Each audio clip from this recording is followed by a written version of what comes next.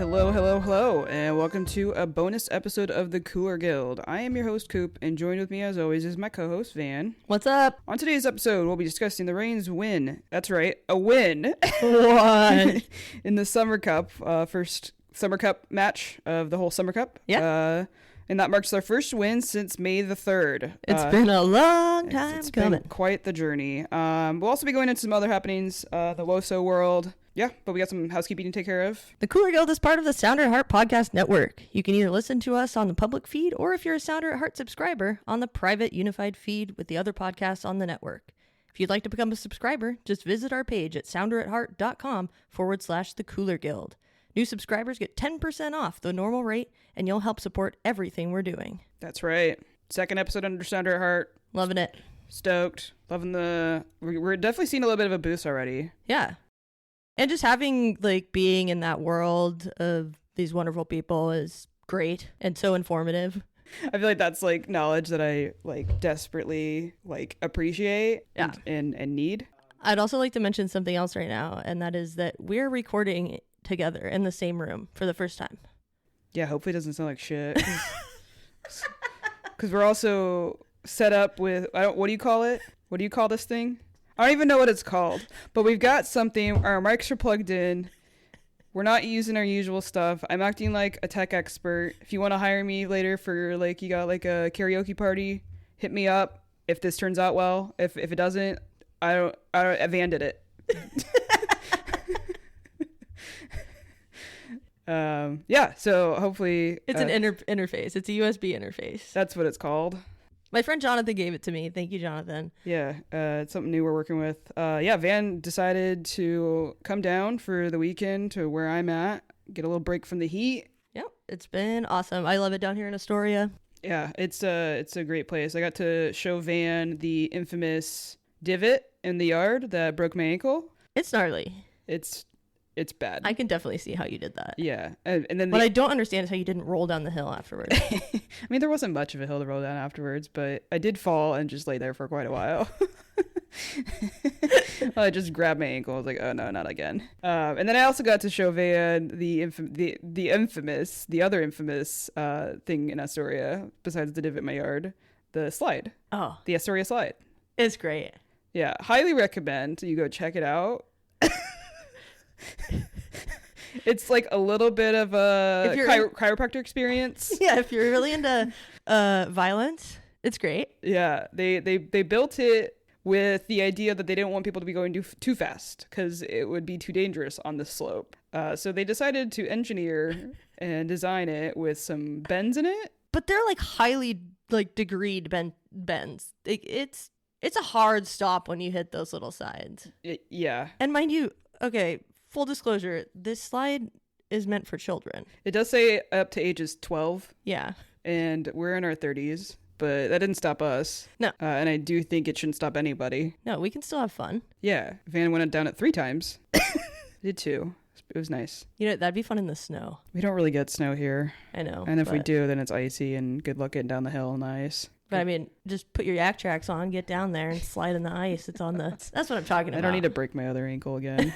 Yeah, so we'll get into the game. Little match recap. On Friday night, the Reign faced Utah at home in the opening game of the Summer Cup. The Reign struck first after Mackenzie Weiner was taken down in the box, and Olivia Athens stepped up and converted the ensuing penalty. Utah quickly countered, familiar thing that we have experienced this year. Mm-hmm. Utah quickly countered and brought the game back even, maybe within 10 minutes of that goal. It was less than that. Yeah, it was less than 10 minutes. But luckily, in the 77th minute, the soccer gods blessed us with a gorgeous cross from ZR King that was headed to the back of the net by Sofia Huerta. And that sealed the game for a Reign win.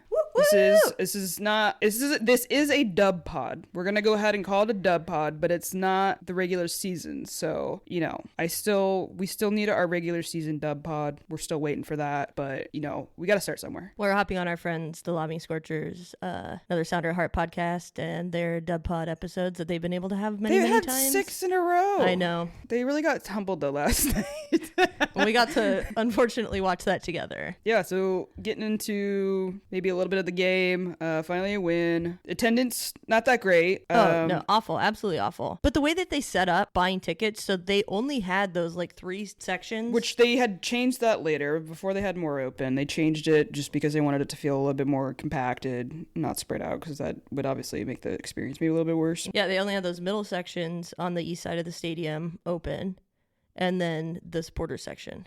And so it just was kind of odd, and they didn't market this tournament. No. And that seems to be like everywhere, not just with it wasn't the rain. just the rain. And also, there was a Mariners game. It was also a Friday night at 6 p.m. Yeah. Like, even if I wanted to go to that game, I would have had to get off work like an hour too early. More than that. Yeah. But it's like, not to say I didn't want to go to the game. I did, but I was also coming down here. Yeah. We had plans, and and the rain hadn't been great for me either, so that probably doesn't help. But the Mariners were also playing the Astros, and everyone loves to go watch them play the Astros. I know they do for some reason. They just want to watch the Mariners lose to the Astros. Self-torture. Yeah, so that wasn't great. They had final attendance numbers 2,704.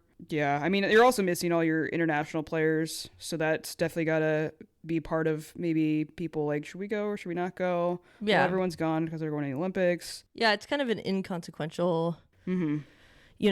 Game.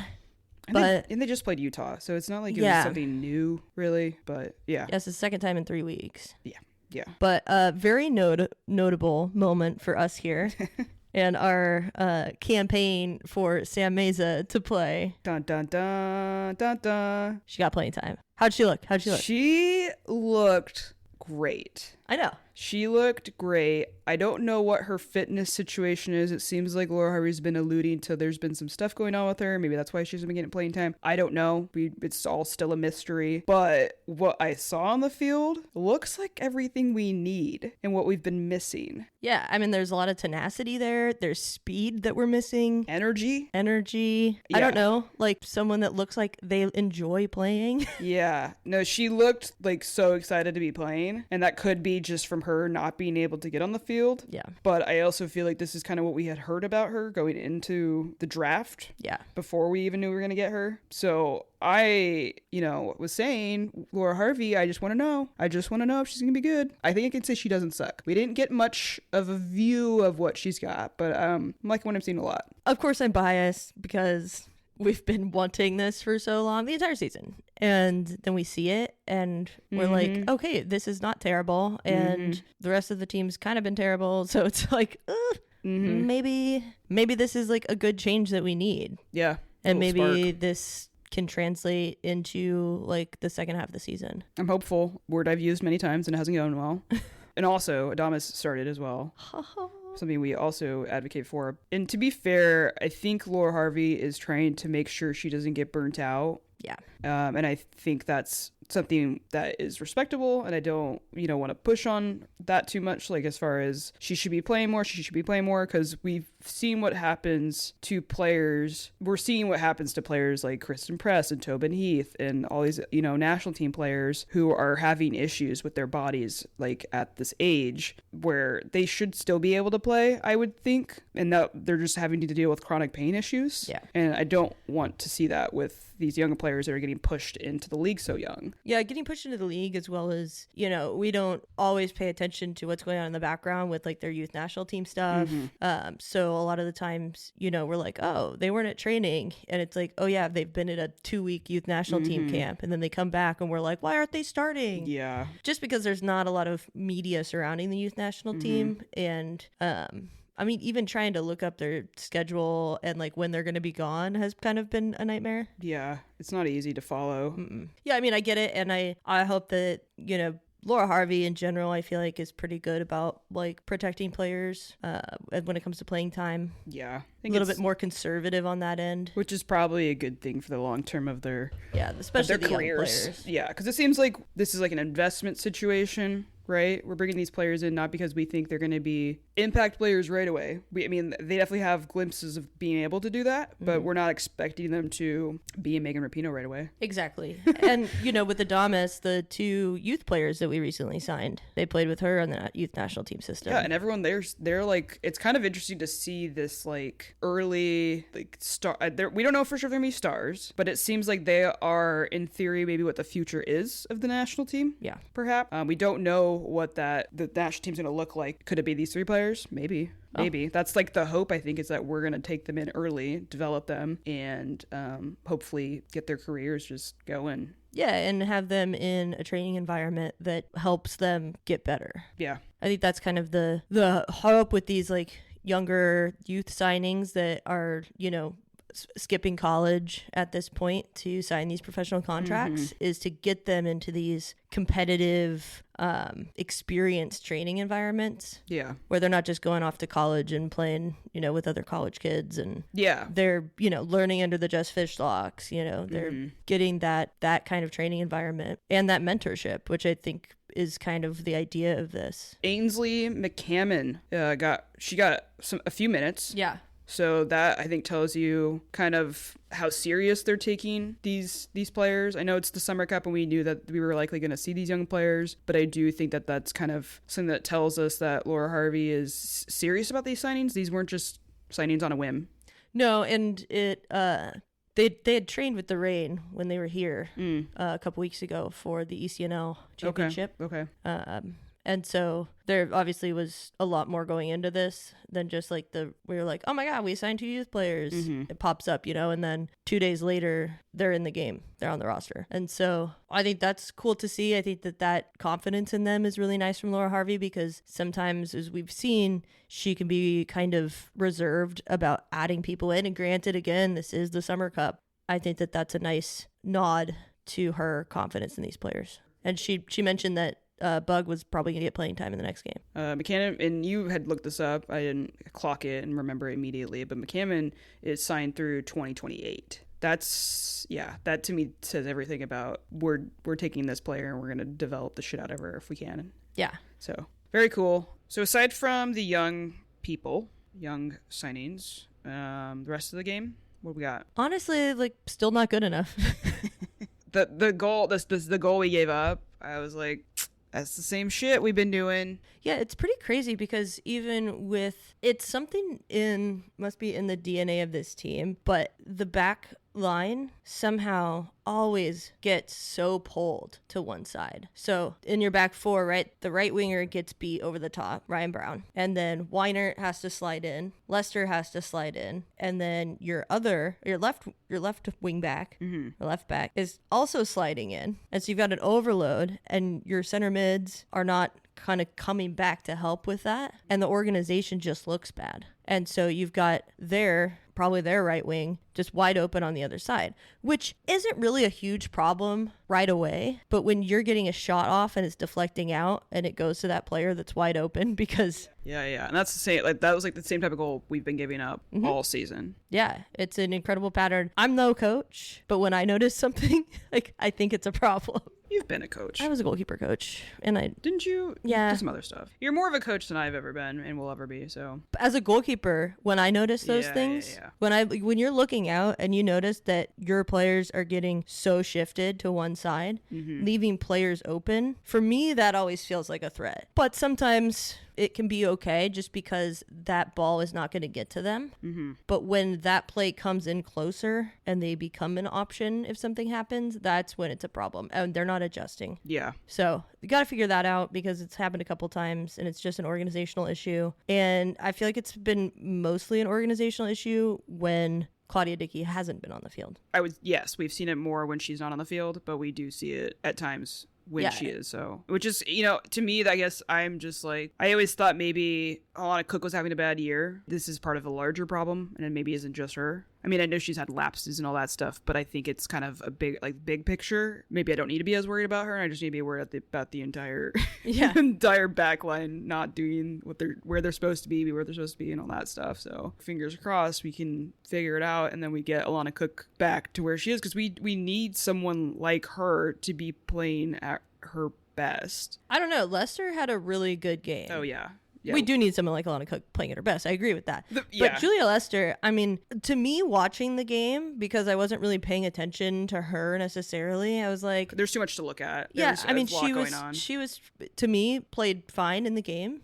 But looking back on it, great game from her. Great game. And Laura Harvey said that, and then I was like, okay, I need to like go reassess and really look at what she's done. Yeah. Numbers are crazy. Yeah. Numbers are crazy.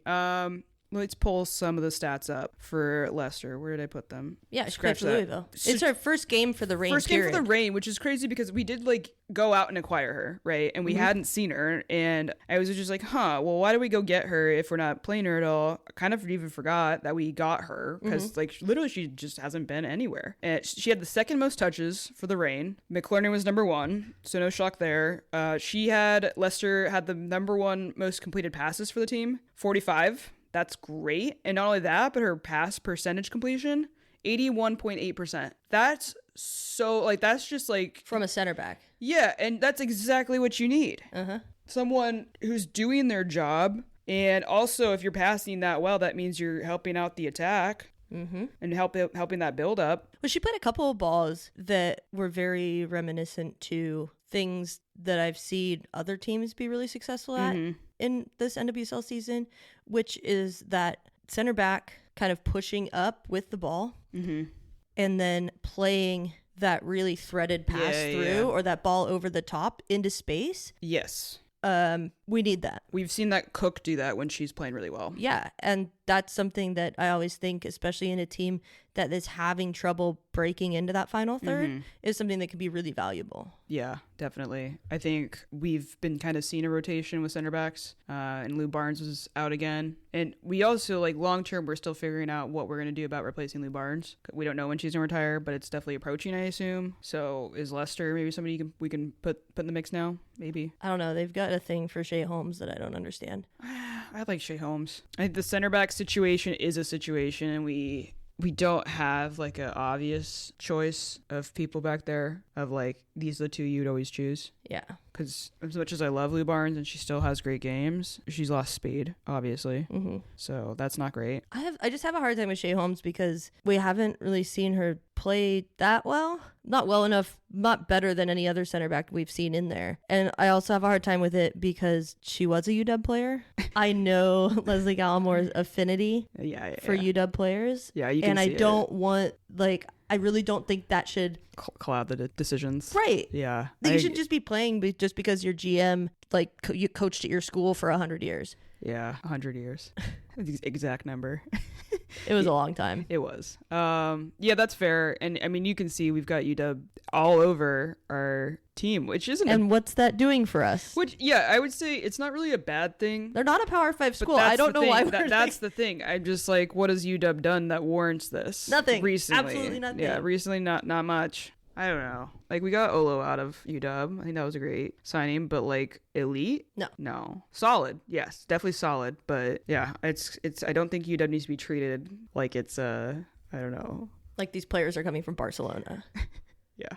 That's how it feels sometimes. Sometimes, yeah. I get that for sure. Well, good news is some good news. Did get the win. So we got a win in a way when we weren't playing well, which is the kind of thing you want to see. You want to get wins in ways where you don't look great. Right. And that's kind of where we've ended up tying games. Yes, 100%. And we've even lost games where we look good. Yeah. So, you know, they did what they needed to do. That brings us to being unbeaten. Was it 5 games now? Yeah. Which started June 16th against the Thorns. And that was the 0-0 draw. And then if anyone remembers, we got completely thrashed by the Thorns earlier in the season. So the fact that our unbeaten streak started against the Thorns after we got our asses kicked by them is a good sign. That means we're learning. I don't know if we're going to the next level, but we are learning. That's a positive, I would say, or like somewhere in the middle of positive, negative. Yeah, like, I mean, it's tough when you have to have your right back win the games for you with goals. Yeah,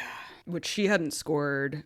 Huerta hadn't scored. What did you find out? That she hadn't scored since. That was her first 2018. First goal since 2018. So yeah. In all competitions. So I don't think we're looking at Huerta and being like, oh, yeah, she's going to get on the board. But I mean, that's something we talked about Huerta in the beginning of the season, about just really wanting her to get that spark back, you know, maybe get those national team looks. And it just kind of seemed uninspired in the beginning. But like, it feels like every other every game now, like we're seeing a little bit more fire from her. Yeah. And I'm into that. And I hope it continues. Yeah, I think the team and players are trying to work through this, not being able to find wins and all that stuff. I think they're Well, that's how you do it. Yeah, they're earnest in when they say like this is not good enough and we want to do better and we believe that we can. Yeah. So, good for her for getting on that. And also that cross from King. Ooh. I know, she juked that defender. This is what I'm talking about. This is what this is a thing that I think makes King a dynamic player. It's just one reason or another, we don't have somebody in the ends of them, or maybe she doesn't get her shot off as well as it could. But her play in the box is like, I think something we need to tap into more, and other players need to be ready for it more. Because like the fact that Huerta was the one who was ready for it, it's just like, and she was literally like in the far post. and she was looking for it. And the post game presser, she was talking about like, I know when I see Z a 1-on-1 with a defender, like I know she's gonna find a way to get a cross in, and I just need to be ready.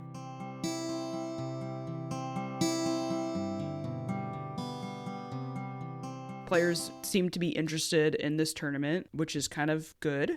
Yeah, I think that the kind of gist of it was anytime there's hardware involved, they want to be in the conversation to win that. Which we had a nightmarish end to the Challenge Cup. Last time we had an opportunity at a trophy. Well, besides the other thing I just want to forget about, the WCL Cup, but the other trophy that we were in contention for ended terribly. And I guess this is like a history with Reign. Yeah, we've won the Shield. But that's like usually it's not like a big game on the line in that moment, and we still need to get over that. Yeah, it's like the deeper into any playoff situation we get, oh god, it gets worse. Yeah, we'll see how everyone's taking this tournament. That's the thing, is we can't tell, and the way that it's formatted is so weird. But if they get out of this stage, they're gonna go for it, because the season's rough.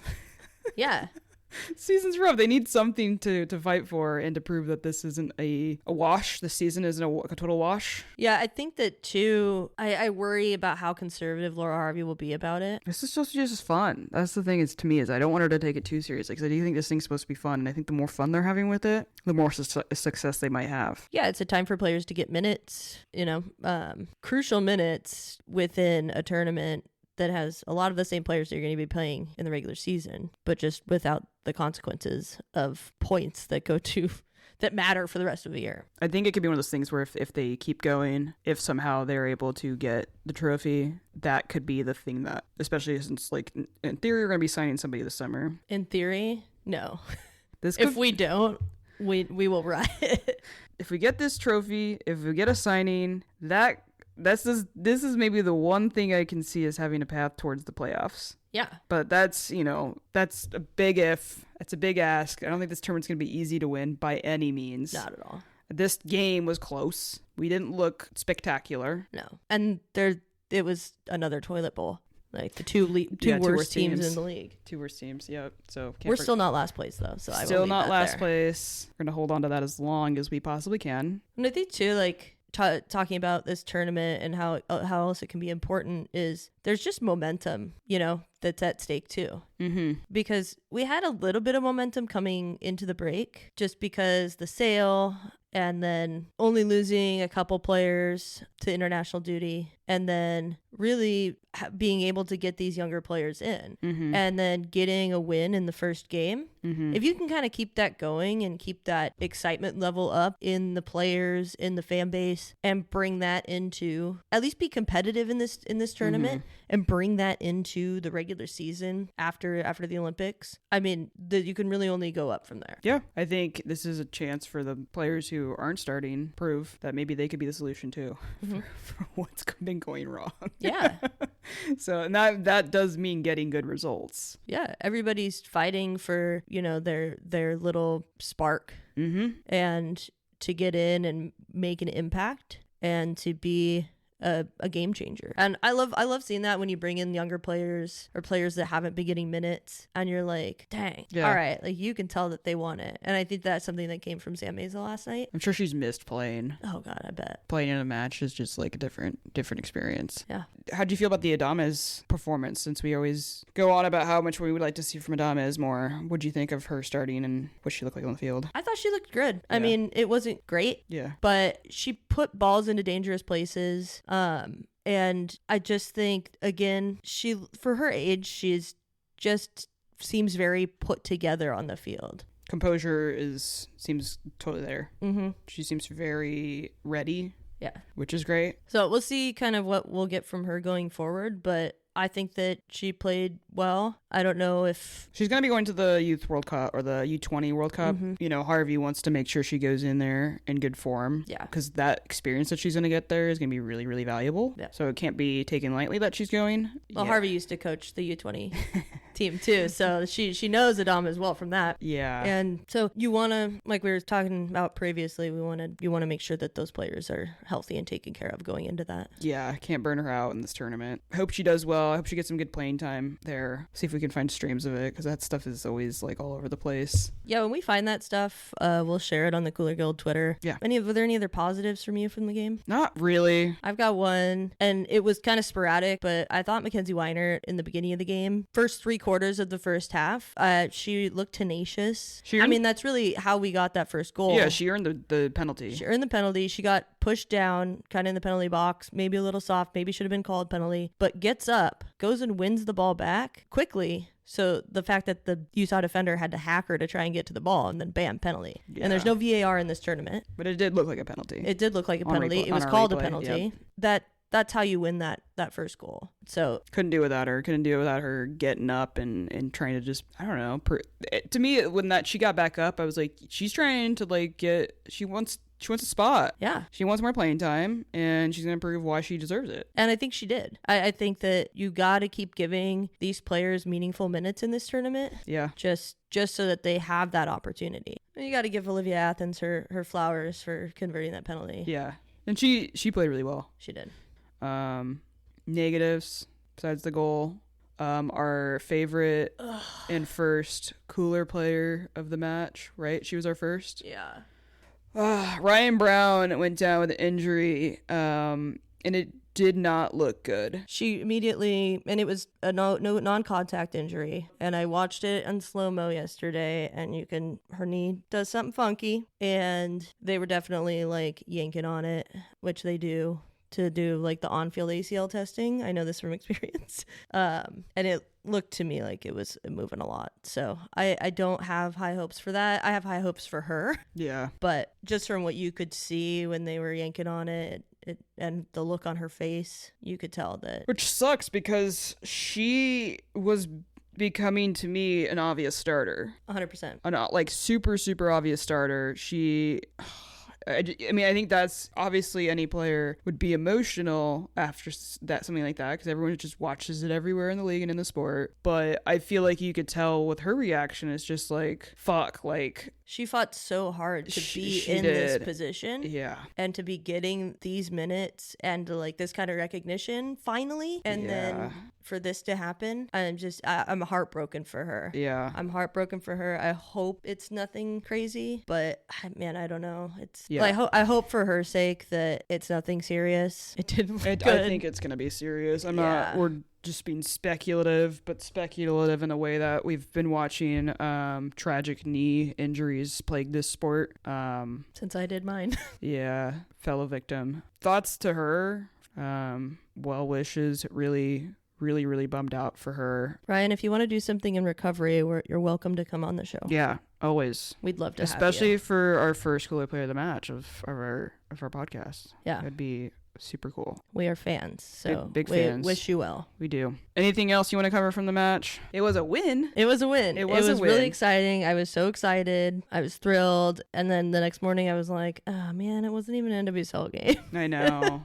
I was like, we're getting a dub pod, but I still want the real one. From we're still waiting on Laura Harvey's 100th win. We don't get to knock that off still. We're also still waiting for Huerta's assist stuff, although I think Bethune's gonna honestly beat that record.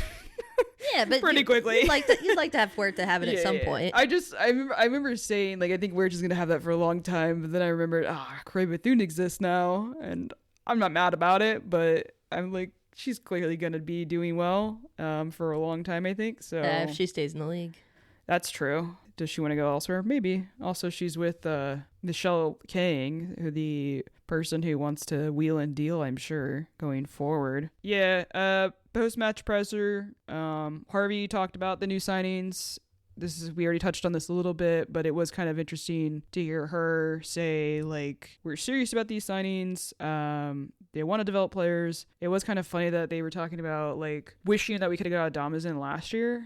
Because then she could have had a year with Megan Urbino. Yeah. And I'm like, fuck, this is like, I know Megan has talked about she never wants to coach, but like, could we just like not have her coach, but just like hang out? Can you consult? Just like, yeah. Just Isn't that what consulting is? Yeah, I think she would love to be a consultant. I just like think she has so much knowledge and like skill that she can pass on. And why wouldn't not go to the future of the Reign players? Yeah, I would love to figure out if there's any way to do that. I don't know. I mean, it seems like Megan Pino is really enjoying life these days, away from playing. So it might not happen anytime soon. She was at the WNBA All-Star match with shoving ice in Aubrey Plaza's and grinding up with Ellie. Oh, Ellie the Elephant, yeah. Big fan of Ellie. So I don't know if that's going to be in the cards, but I thought too with this presser, I thought it was a really good kind of insight into when Harvey was talking about with this long time investment in these youth players, that a lot of it she feels confident in because of the Sounders being on board and the new resources that the club has access to, just to give these players everything that they need for these years to come.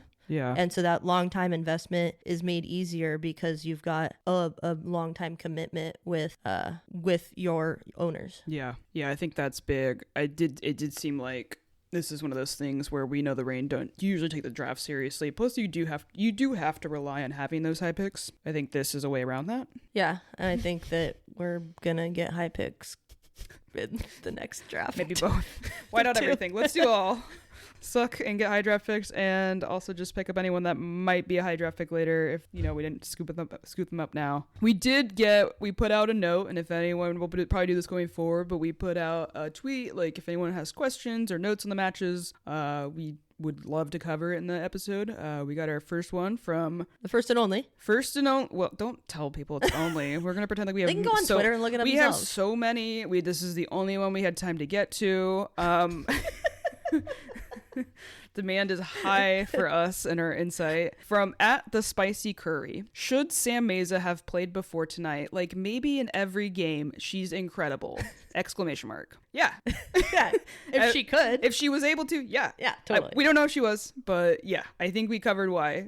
But the answer to that, yes. Yeah, I think it's undeniable that she's got a talent there, and I would like to see what else she can do. Yeah, we also need to keep her healthy. So getting these game minutes, in these smaller chunks, but still meaningful chunks. It's not like what we were doing to Adama at the beginning of the season and giving her like 3 minutes at the end of the game. And it's just like, okay. I guess the other thing we need to go over is there a cooler player of the match, and who would you give it to? Julia Lester. Yes. We did record saying it was going to be Sam Meza, but we remembered that's not who it is this week. But I'm sure she's going to get her time soon for that. But Julia Lester for sure, 100% cooler player of the match. We want to see more.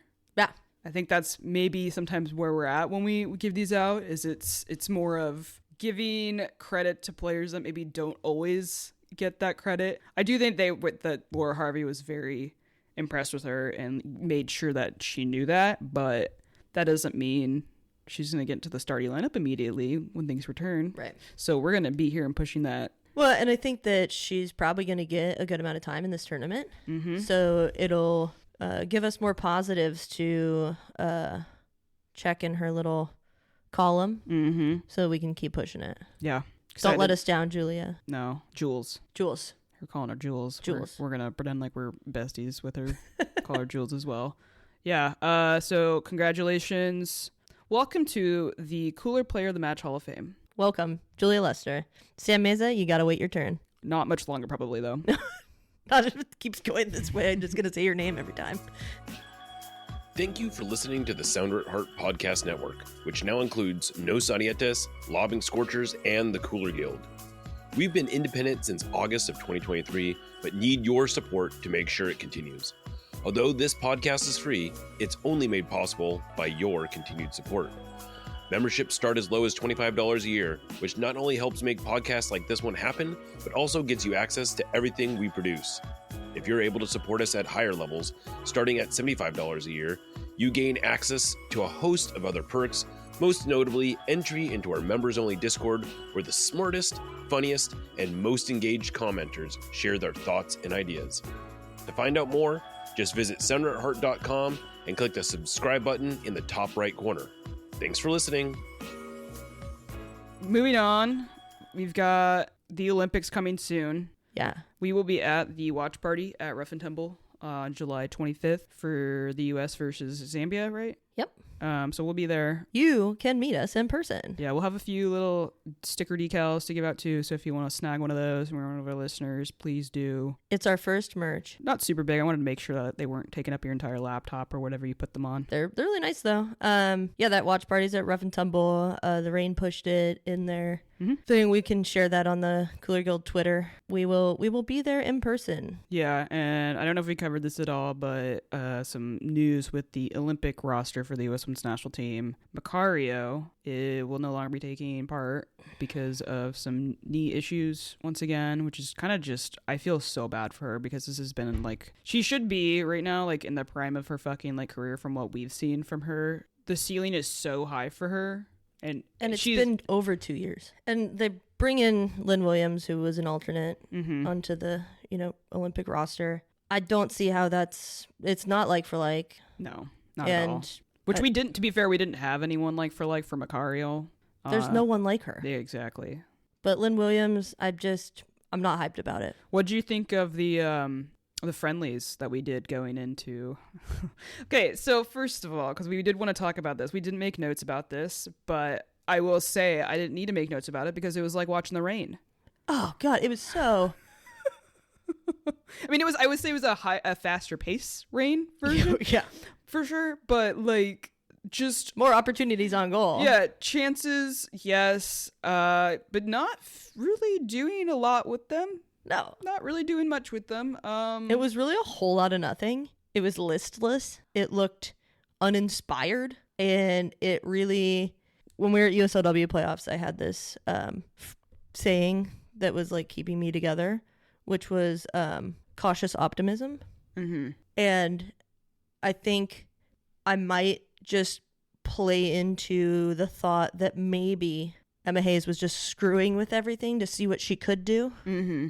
And then she got a plan, maybe. Got a plan. This is my cautious optimism. Yeah. My realism is, the fuck? Yeah. Like, that was awful. Anytime Rose wasn't on the field, looked like shit. Yeah. And you're bringing Dunn on, and then you're just throwing her in the back? To me, it was just like, you listed her as a forward. Yeah. For what? Are you gaslighting us? Like, what is this? Yeah, it was pretty odd. Definitely odd. Lindsay Horan doesn't look... I mean, I know I have my own feelings about Lindsay Horan, and that sometimes does play into my criticisms of her. But I feel like if Rose Lavelle isn't on the field with her, she doesn't bring a lot. And she kind of falls down a lot. She's always trying to draw fouls, which isn't always a bad thing. I do think that there's a time and place for that, and a match that is very well suited for. But sometimes you just got to get up, or you got to stay up and keep going, and keep the ball moving. Look up the field. Which I thought was really interesting because since she went to Lyon, like, that's been a lot better. Mm-hmm. Like, she used to do that all the time, and it was a constant complaint between the two of us when we would talk about U.S. Women's National Team games, even Thorne's games when she was back there. And then she went to Lyon, and like every time she would come back, it would seem like, oh, like she's kind of getting it together. And then now it's back like to her old ways. It's back to her old ways. There just wasn't a lot going on, and I just and she had a little bit of like there was a clip that someone had posted of it, but she was like mad that someone didn't pass her the ball at the back post or something like that, and she just kind of threw her hands up and was like super annoyed. And it's like, well, have you proven that you're gonna like sink these in every single freaking time? Because like you haven't. And also, you're the captain. Why are you over there kind of... I wouldn't say she was throwing a tantrum. That wasn't what it was. But, like, I feel like the play wasn't to her, but it was to try to get somebody else. Like, I feel like you can, like, clap that up, or, like, it didn't work out and, like, maybe next time. But she was really, really upset about that play. Yeah, I think it might be, like, projection frustration. Oh, for sure. And so I wouldn't, I just feel like I feel like it's infantilizing to call it a tantrum. No, I don't think it was a tantrum. I just think that as a captain, that's where my frustration lies, is that, like, I wouldn't want to see her doing that. Yeah, I don't know. I think that that's one of those things that people can pick out and try and pick apart. And I just think it's whether her frustration might be with the current situation, the scoreline of the game, or her own performance. That's probably what came out, and I am reserved to call it anything else at this point, because that's, players blow up, players. That's why they're professional athletes. You can't do that without the fire. And yeah, like, and those players should want the ball, and that's true. That's kind of the idea behind it. So I wouldn't pick it apart that much. I mean, I would have been very frustrated in that game if I was also unproductive. So hell yeah, I might have done that. As a competitive person, and these are professional athletes, I think that, men do this all the time. It's true. You ever watch the Premier League? Did you watch the Euros? Did you watch a fucking baby? Copa America? They're all babies. And so when our player does this one time, like, I don't think it's anything to really pick apart at this point or overanalyze. Yeah, that's totally fair. Yeah, I don't feel great going into the Olympics. Cautious optimism. I don't even know if I'm that. And I would say just because I follow the rain so much that I see what played out, and if that is the plan, I don't think it's gonna work. Yeah. At least not right now. Like, this soon going into it, I don't think that's not what I wanted to see. The draw, like, you getting a draw there, a win and a draw, I don't know. And the win wasn't huge. No. So I think a lot of this, because the second match, Rose wasn't available. I think too, we have to think about this is Hayes hasn't been in charge for that long. Yeah. Oh yeah. So this experimentation could be a part of the plan. We're not privy to that plan and how it's being executed. So that's where I'm withholding my judgment until I see this in full force at the Olympics. But trust me, if game 1 at the Olympics, we come out, everybody's playing out of position, and Vlatko ball again. Yeah. Yeah. I don't think that if it looks that uninspired again, yeah, that's gonna be an issue. I'm gonna be having major issues. Yeah, I mean, I did, like, before all this happened, when we got the chain, like, when Emma Hayes got announced, I was like, whatever happens with the Olympics happens with the Olympics. I'm not gonna take it too seriously, because we knew how late she was gonna be coming in. So I think that when she came in, though, everything just seemed so good, and I was just maybe over eager about what she could do this early with this few games. Yeah. And I need to be reminded and remember that this team was not looking very good, like, the last several years. Yeah. And it's not going to be something that happens overnight she's had maybe 5 matches or something like that. It's not very many. That's not going to happen in that short of time. Yeah, and the player selection for the Olympics roster is over and done with. Super slim too. And it's, you only get 18, and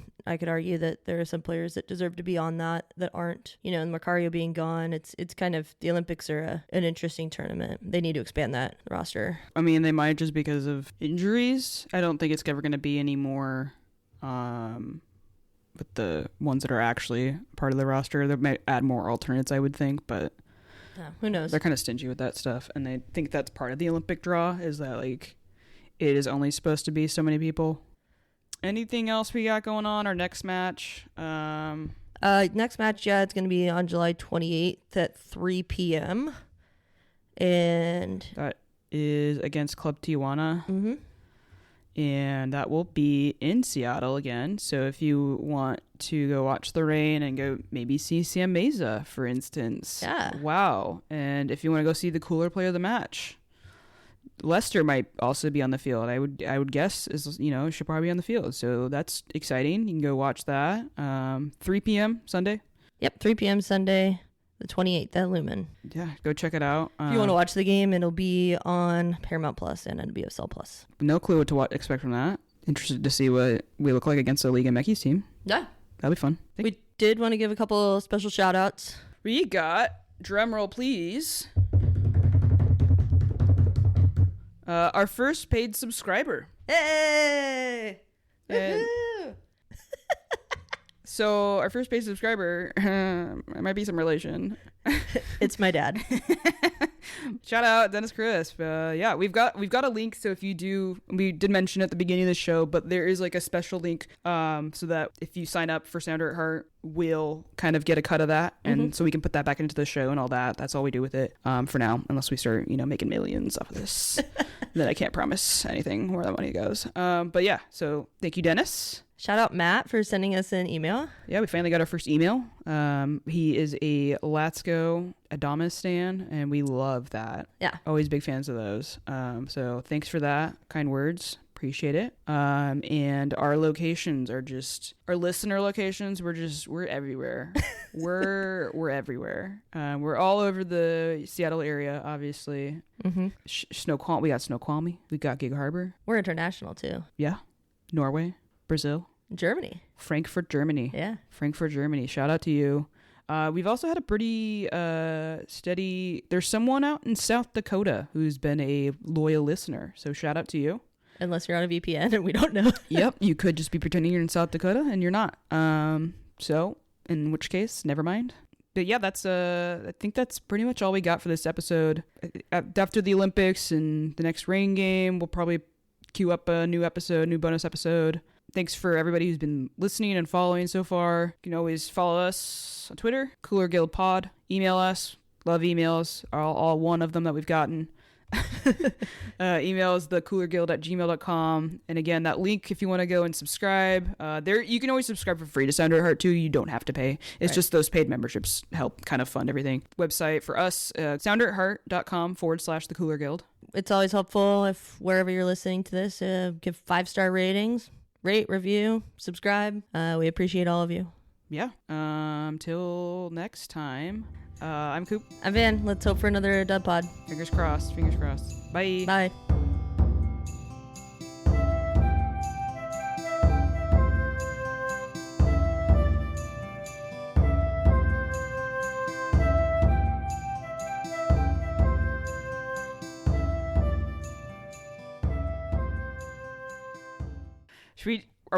We're just vibing. Sam Mesa. Yeah. Sam Mesa. We were gonna give it to Lester.